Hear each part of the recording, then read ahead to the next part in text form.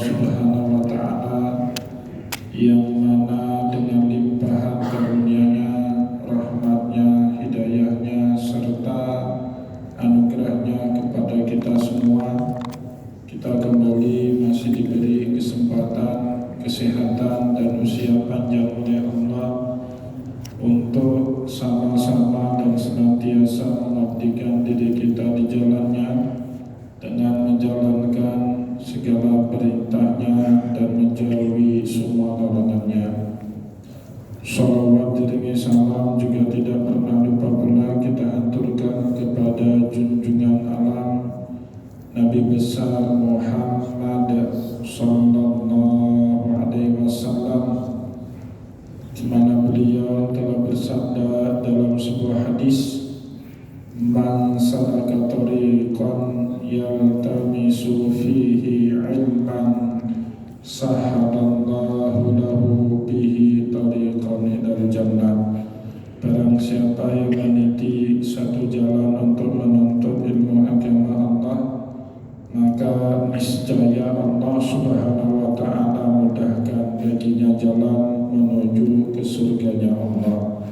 Bapak Ibu kaum muslimin dan muslimat jamaah sholat maghrib dan juga isya yang dimuliakan oleh Allah, mari pada kesempatan malam yang mulia ini, sambil kembali kita niat iktikaf di rumah Allah, dan juga sambil kita menunggu datangnya pelaksanaan sholat isya berjamaah, mari sama-sama kita kembali melanjutkan pengajian tasawuf kita dengan kitab Ihya Ulumuddin karya Hujjatul Islam Imam Abu Hamid Muhammad bin Ahmad Al-Ghazali At-Tusi Asy-Syafi'i rahimahullahu ta'ala anhu.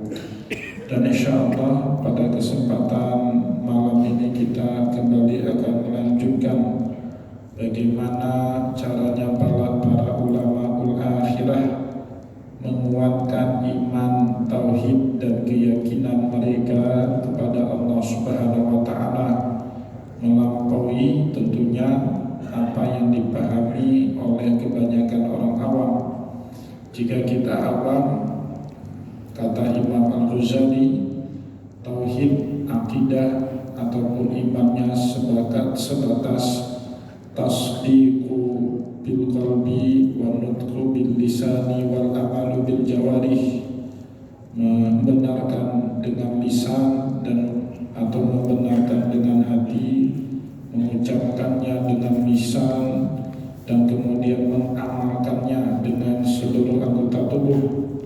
Tapi sebagaimana yang sudah kita dengar penjelasan dari Imam Al-Ghazali, para ulama akhirah punya pemahaman yang melampaui pemahaman kebanyakan orang awam mengenai tauhid iman ataupun akidah tersebut.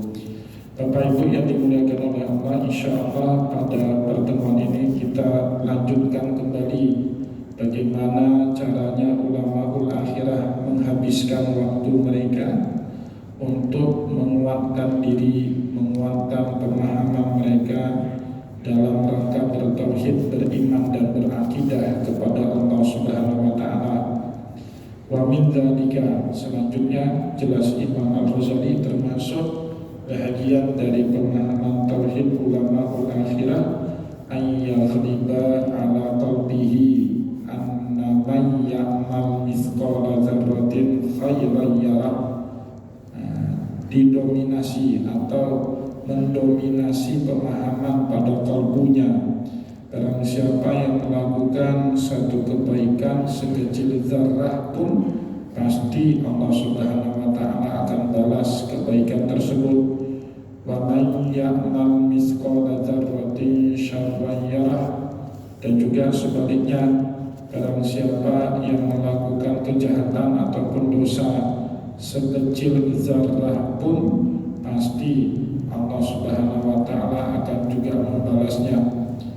Ini sesuai dengan firman Allah, ya. Dan juga Allah berfirman pada ayat yang lain, mewanti-wanti kita, mengingatkan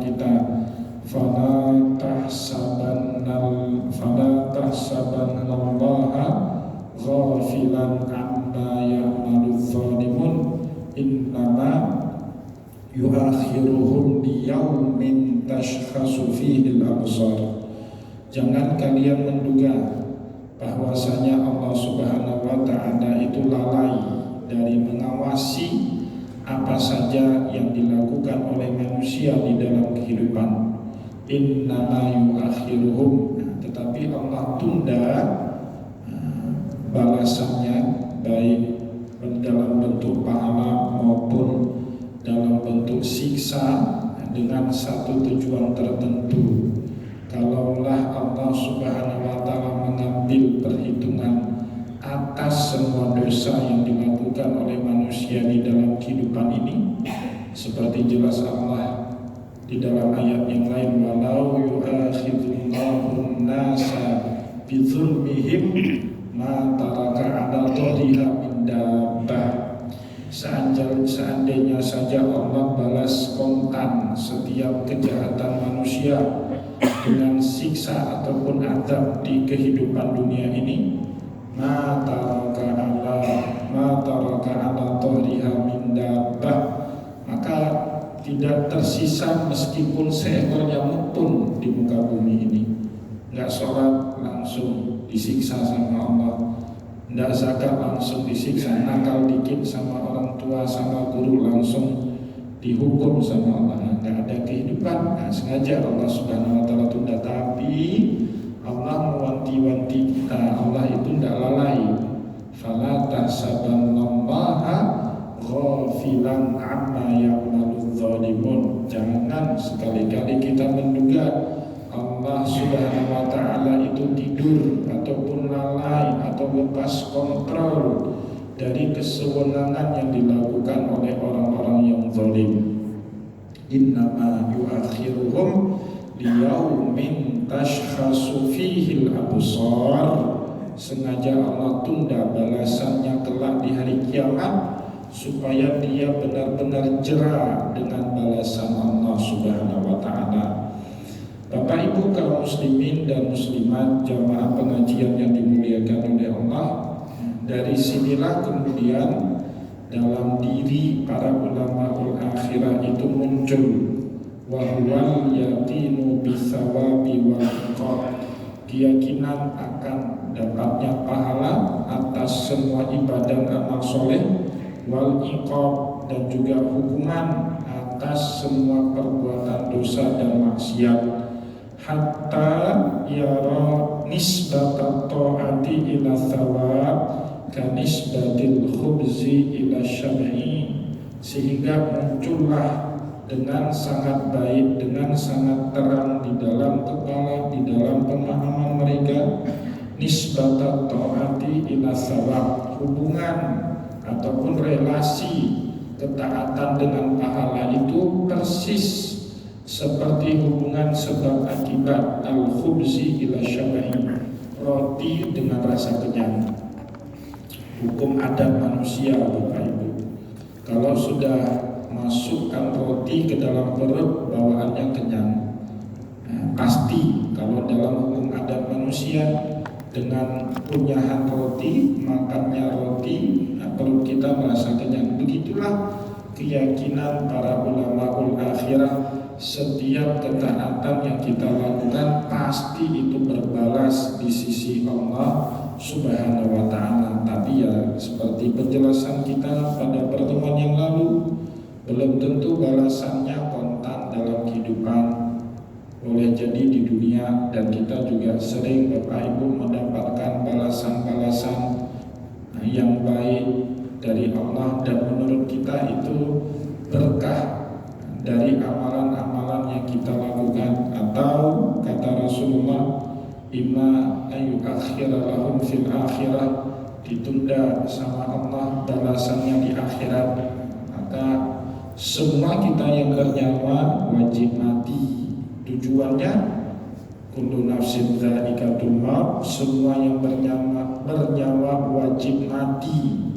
Tujuan mati bagi kita yang bernyawa apa? Kata Allah, wa innama tuwaffawna ujurakum yawmal qiyamah, agar Allah Subhanahu wa ta'ala bisa menyempurnakan balasan yang belum sempat ia beri kepada kita dalam kehidupan dunia. Kita wajib nanti dulu Bapak Ibu, supaya Allah menyempurnakan anugerahnya, nikmatnya kepada kita dalam kehidupan ini. Jadi tidak mesti dalam kehidupan dunia ya. Wa nisbatul ma'asi ila iqab.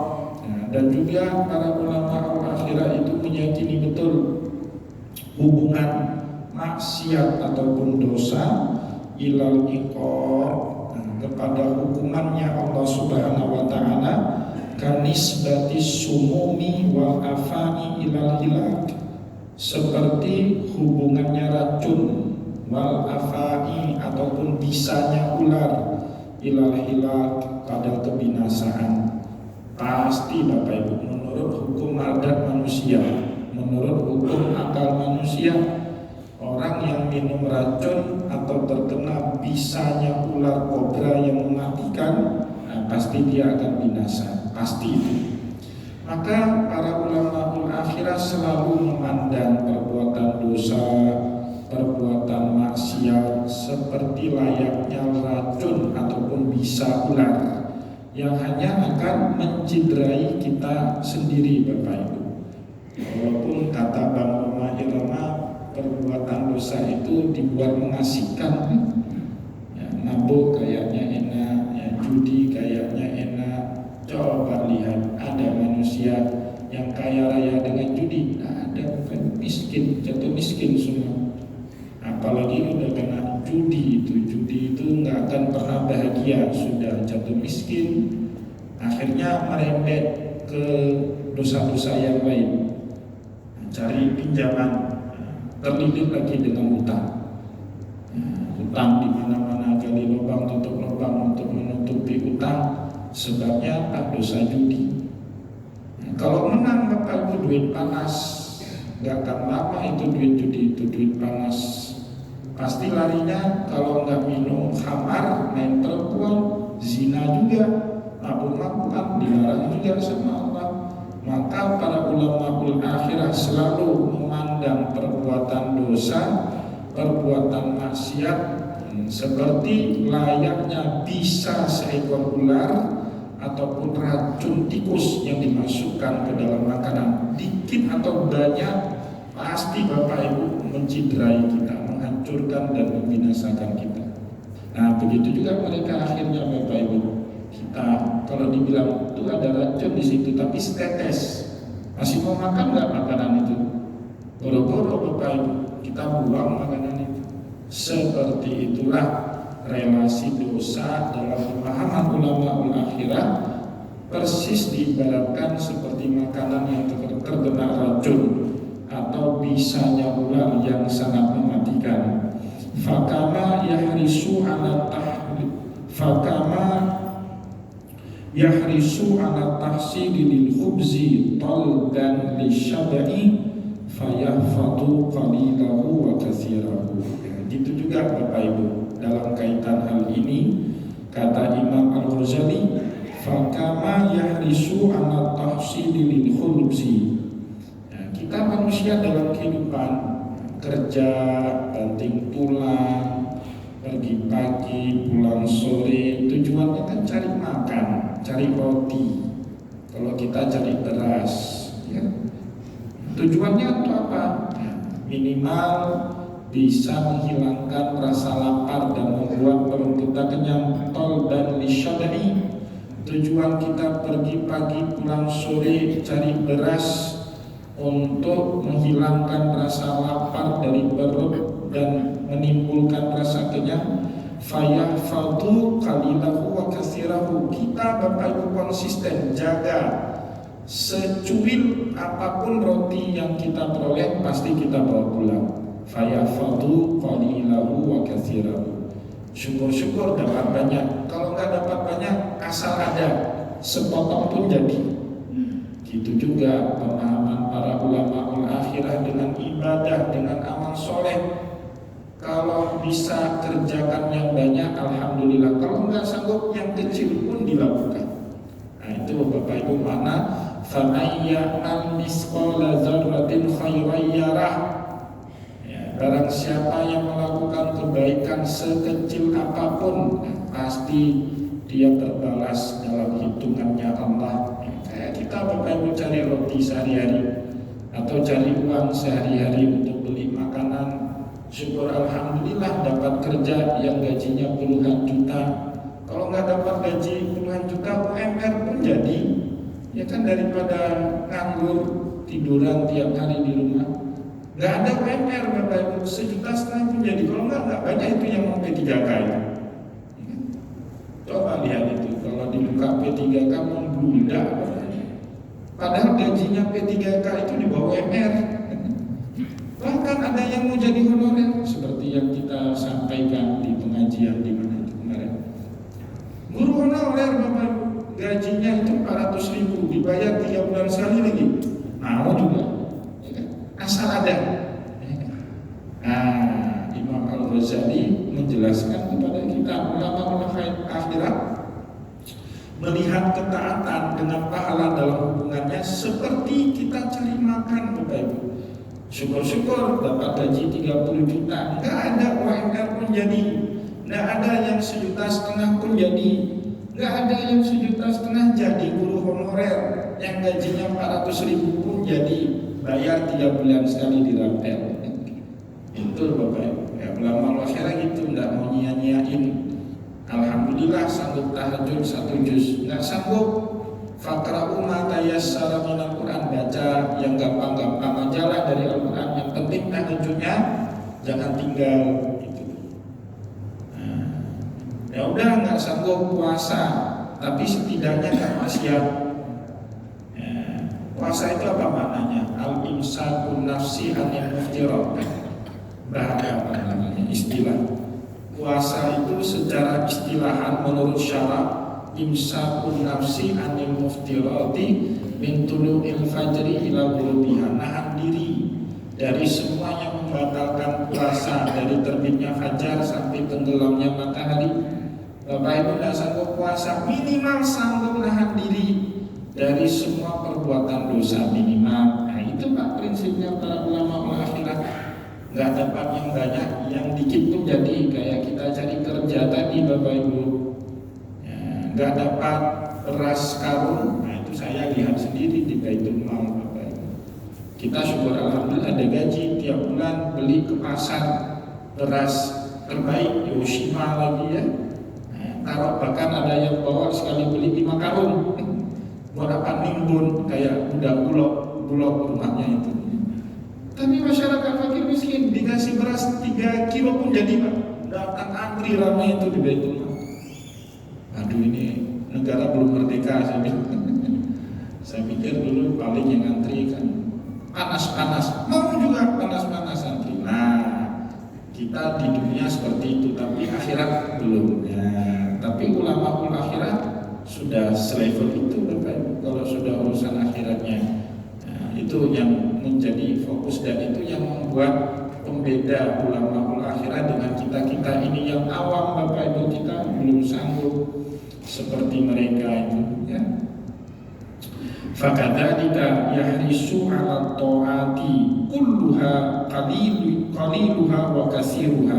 Begitu juga Bapak Ibu mereka bersemangat. Al-hirsu itu punya semangat yang sangat tinggi dalam melakukan ketaatan kulluha, semua yang taat, semua ibadah, qaliluha wa katsiruha, baik yang sedikit maupun yang banyaknya mereka lakukan. Dan itulah kenapa Allah bilang dalam hadis qudsi, wala yazadu 'abdi yataqarrabu ilayya bin nawafili wala yazadu 'abdi yataqarrabu ilayya mimma aftaratuhu ilaihi. Seorang hambaku, kata Allah, dia terus akan mendekatkan dirinya kepadaku dengan ibadah-ibadah fardu yang aku wajibkan kepada dia. Itu baru disebut hamba. Bapak Ibu kalau ninggalin fardu tak disebut, enggak dianggap lagi hamba sama Allah. Kayak kita ini bisa dikatakan murid dari suatu sekolah, padahal seumur hidup kita nggak sekolah di situ. Walaupun kita pintar, silakan pintar, tapi jangan bilang alumni dari sekolah itu, karena seumur hidup kita nggak sekolah di situ. Nah, itu juga. Tapi kata Allah kemudian, wala yazalu 'abdi yataqarrabu ilayya bin nawafili hatta uhibbuhu. Tapi seorang hamba yang baik senantiasa dan tidak akan pernah bosan-bosan mendekatkan dirinya kepadaku dengan ibadah nawafil, dengan ibadah sunnah. Berarti kan nggak memada dengan yang wajib. Hatta uhibbuhu, sampai aku pun cinta sama dia. Nah itulah kenapa para ulama tasawuf bilang Bapak Ibu, syarat cintanya Allah kepada manusia apa? Kerjain yang sunnah, nambah dari yang wajib. Kalau wajib aja belum, tapi kalau ada tambahannya sunnah, nah itulah yarisul hubbu minallah, cara terwariskannya cinta Allah kepada hambanya ya tadi bin nawafil syaratnya. Wa kama yatajannabu qalilas sumumi wa kasiruha. Begitu juga Bapak Ibu, kita manusia pasti menghindar dari makanan yang beracun, racun yang banyak ataupun sedikit. Bapak Ibu dikasih tahu itu di kopinya ada sianida, tapi cuma setetes, tetap kan buang itu kopi. Ogah betul kita minum walaupun setetes.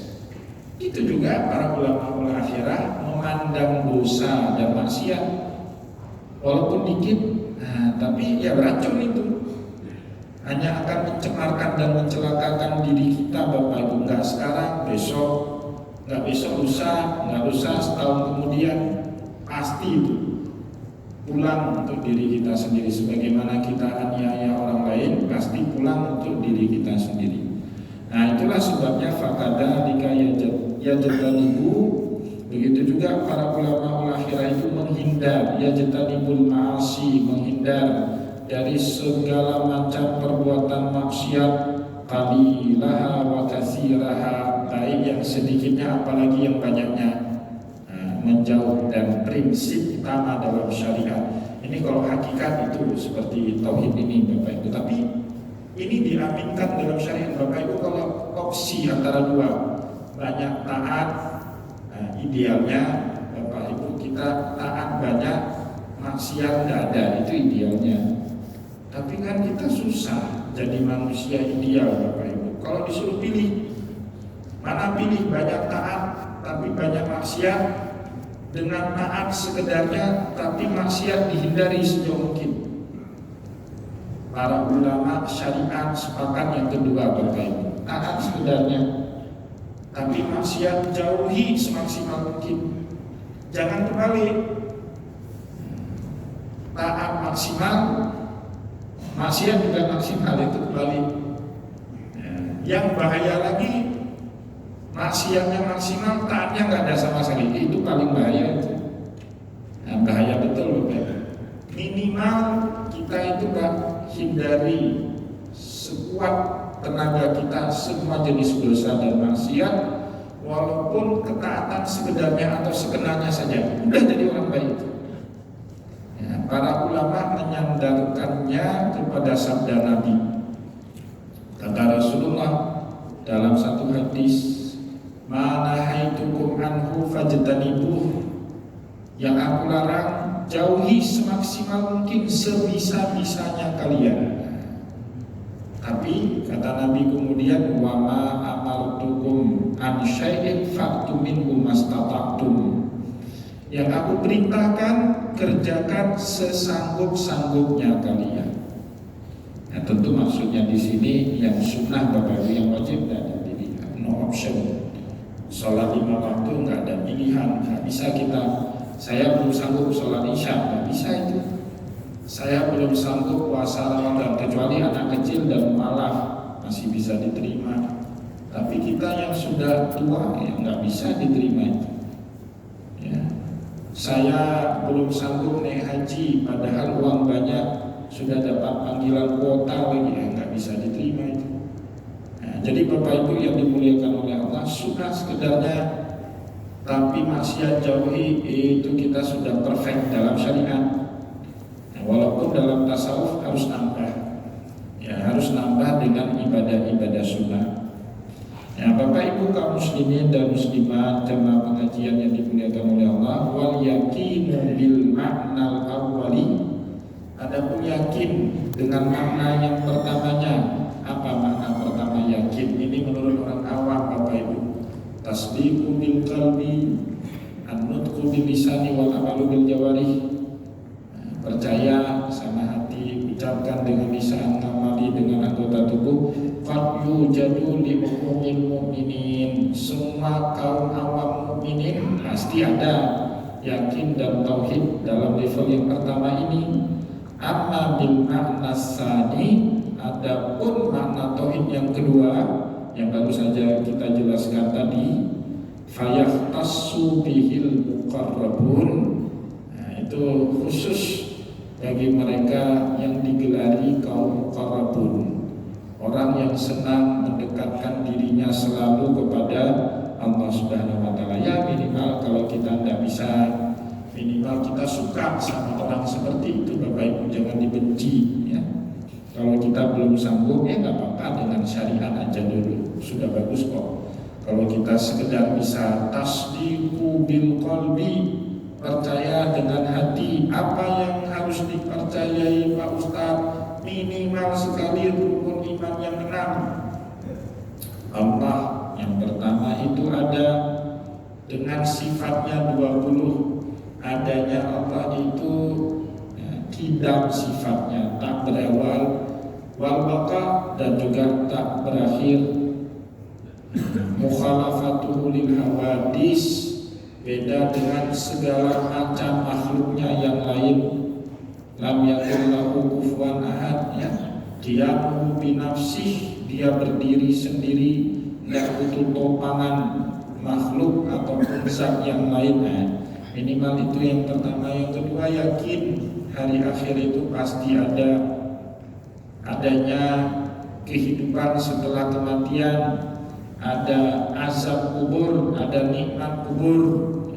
Maka kita kalau ada orang mati disuruh doa, wa badilhu daran khairan min dari, kasih rumah yang lebih baik daripada rumahnya di dunia.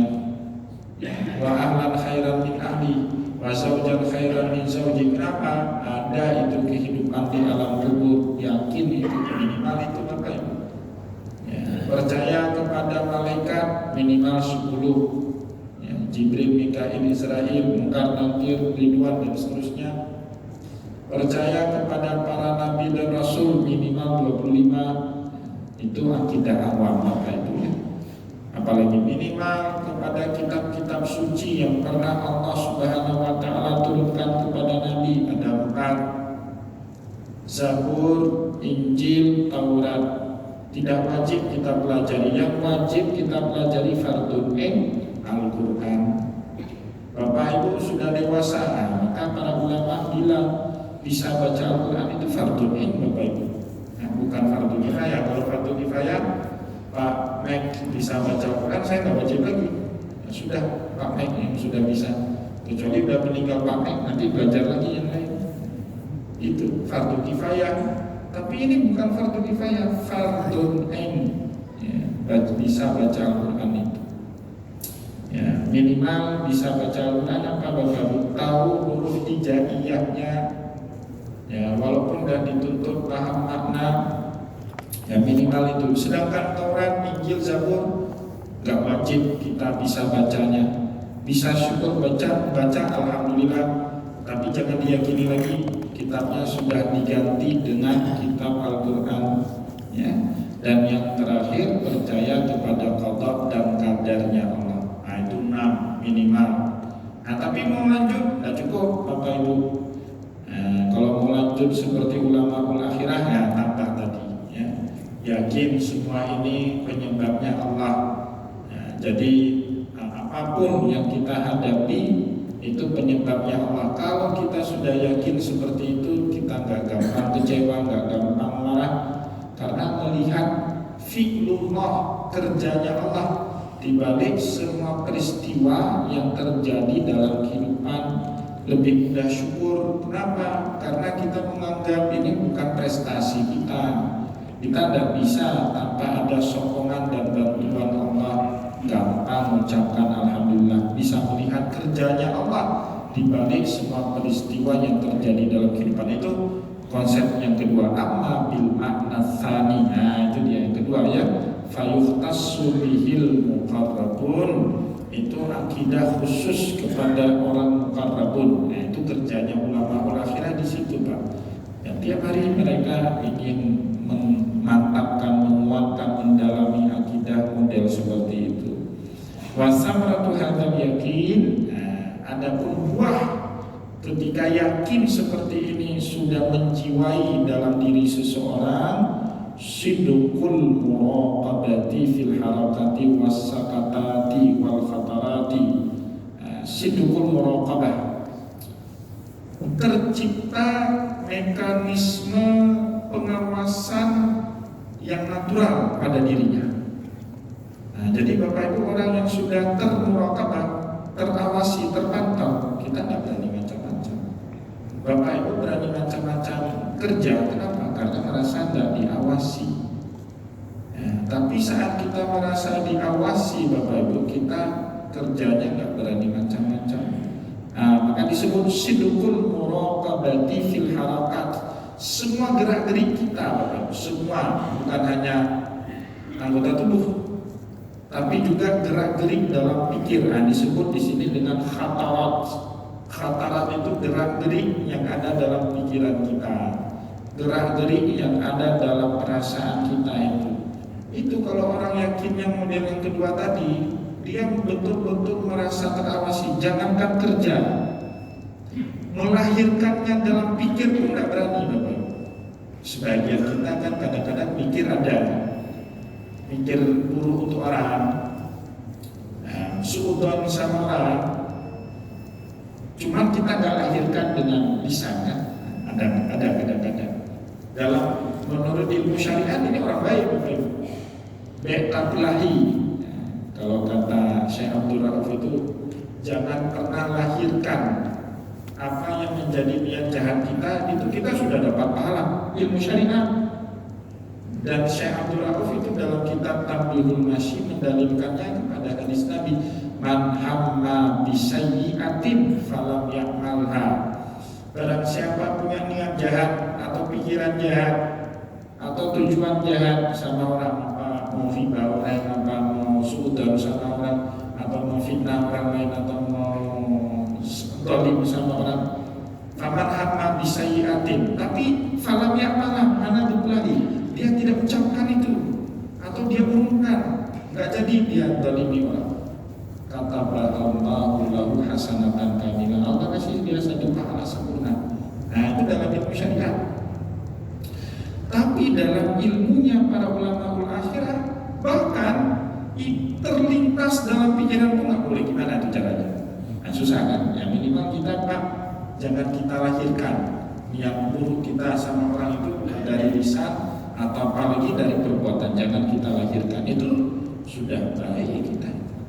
Tapi ulama akhirah itu Pak, sidqul muraqabahnya, pengawasan yang benar-benar dari Allah itu mencakup fil harakati, dalam semua gerak-gerik tubuhnya, wasakatati, bahkan dalam diamnya pun. Diamnya Pak, kadang-kadang kita pikir orang diam baik, enggak, belum tentu. Kalau dalam diamnya dia mikir dan merencanakan suatu kejahatan sama orang, kan belum tentu baik. Wal khatarati, dan semua lintasan batin dan pikirannya, nah itu merasa selalu diawasi sama Allah. Wal mubalaghatu fi taqwa, jadi akhirnya dia menjadi orang yang berlebih-lebihan mencari nilai takwa. Ini sudah di level yang berbeda. Nah, nanti dan ciri-ciri orang takwa itu 3, kata Allah dalam surat Ali Imran 133 134 itu, alladzina yunfikuna fi sarra wa dharra, yang suka mendermakan harta baik sedang susah apalagi sedang senang. Abu Bakar As-Siddiq datang ke Nabi, infakkan seluruh hartanya, ya kan? Nah, itu mubalaghatu fi taqwa, berlebihan dalam takwa. Kalau kita nggak sanggup nafkahkan semua harta, mobil, rumah, kasih suku, miskin tiba-tiba kan? besok datang ke Baitul Mal minta sedekah saja. Ya kan? Miskin tiba-tiba. Maka Rasulullah kan konfirmasi ulang sama Abu Bakar. Ini benar. Semua untuk bukan untuk Nabi ya, beda dengan Ustaz akhir zaman. Ayo kita sedekah emasnya kemari, BPKP-nya sini. Ikut pengajiannya jatuh miskin kita. Nabi bukan untuk dirinya ya, untuk agama. Ini benar Abu Bakar. Benar kata Abu Bakar. Apa yang kau tinggalkan buat istri, anak dan keluarga Allah wa Rasulullah dia bilang. Allah dan Rasulnya. Itu Pak, standar dermawan di tengah sahabat rusak gara-gara Abu Bakar. Dulu pikir sahabat ya minimal kita infak setengah lah atau 1/8 harta lah. Gara-gara Abu Bakar hari itu para sahabat itu kacau. Ini rusak standar pasar. Ya, akhirnya mereka bingung, berarti kami ini nggak soleh Pak, nggak bisa seperti Abu Bakar. Datang itu ada cerita dalam tafsir, datang para sahabat setelah kejadian itu sama Abu Bakar. Sahabat itu berduyun-duyun datang menghadap Rasulullah. Ya Rasulullah, wa yas'alunaka madza yunfikun, apalagi yang harus kami infakkan?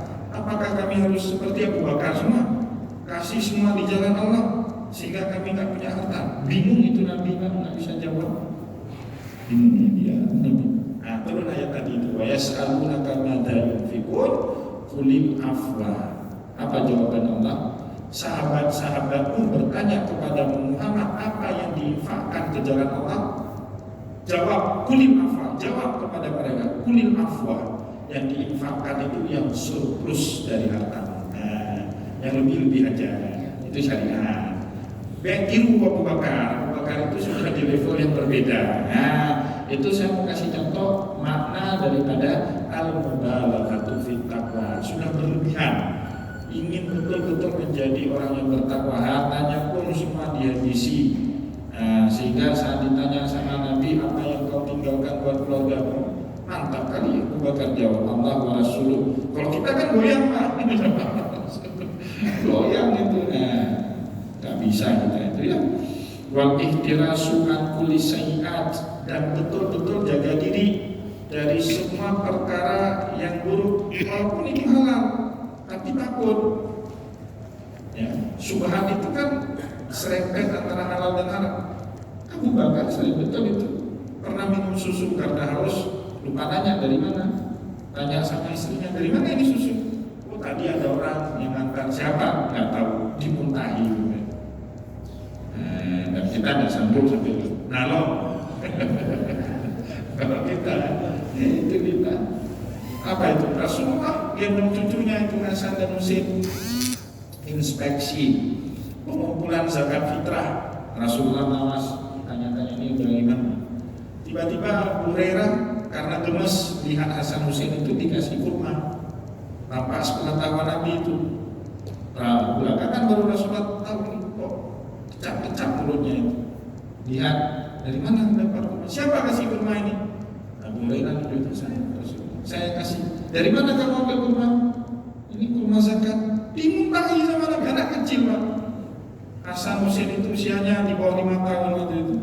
Dimuntahi, dicolok itu sama Nabi. Kalau kita kan anak kecil itu.